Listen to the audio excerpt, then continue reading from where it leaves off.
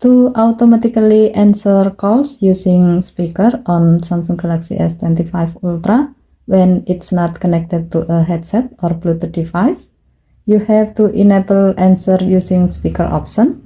In the phone app setting, to do so, open phone app, tap more icon or prevertical dot icon at the top right, and then tap setting, tap answering and ending calls. Now tap the gray on off switch next to answer using speaker until the switch turn screen to turn it on.